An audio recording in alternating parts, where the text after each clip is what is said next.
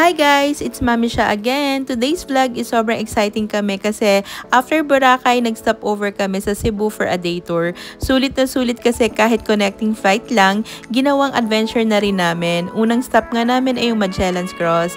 Ang ganda makita in person yung isa sa pinaka-historical spot sa Pinas. Si Aina super curious, ang dami niyang tanong. Kaya na-share na rin namin sa kanya na dito unang dumating ang Christianity sa Philippines. Family learning on the go, lalong-lalo na kasama niya ang kanyang daddy. And sunod nga namin pinuntahan ay yung Santo Niño Basilica, oldest Roman Catholic church sa bansa.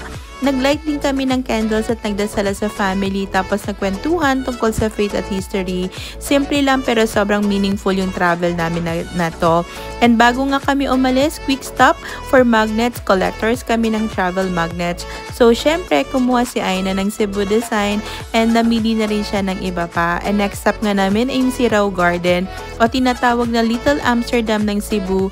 Ang vibrant na mga flowers para kang nasa ibang bansa. Aina had so much fun tumatakbo sa garden habang nagpipicture kami.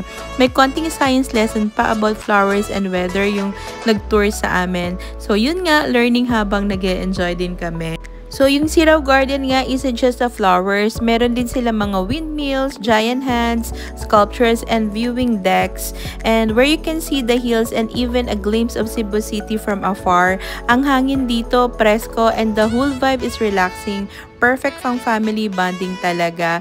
And yung panoramic shot at the hilltop view, a wide shot, ang ganda nilang tignan. So, yan, nag-enjoy din si Aina habang nag-aakyat-akyat doon. So, ingat-ingat lang din habang nag-aakyat doon kasi matarik din siyang akyatin. So, kung nasa Cebu nga kayo guys, Sirao Garden is a must visit if you're in Cebu. Whether you're here for photos, fresh air, or some just peaceful family time, you'll definitely live with happy hearts and beautiful memories. And yun nga, pag nasa Sirao Garden ka, you can't help but acknowledge the beauty of nature. So, kahit magpipicture-picture lang kayo, ayan yung ginagawa namin. Nag-human drone kami. So, habang nagpipicture nga kami, na-acknowledge namin na ang ganda talaga ng nature, lalong-lalo na pagkasama yung pamilya, ma-appreciate mo talaga siya. And parang reminder lang din na kahit gaano ka kabisi sa buhay at may ganitong mga moments na nagpapakita how amazing God's creation is. Ang sarap huminga at magpasalamat sa mga blessings na nare-receive natin, lalo-lalo na pagkasama natin yung ating pamilya at mahal sa buhay.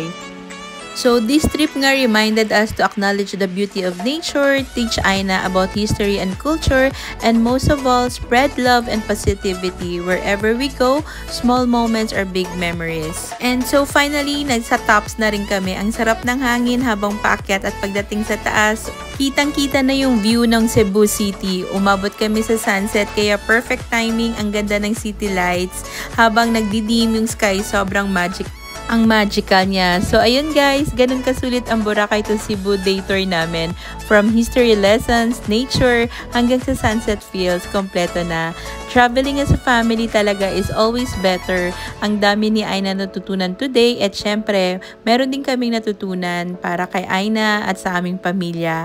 And kung nag-enjoy kayo sa quick tour na to, don't forget to like, subscribe, and abangan ang next adventure namin. Hanggang sa susunod, stay curious, stay kind, and keep exploring. Bye and be kind and love one another.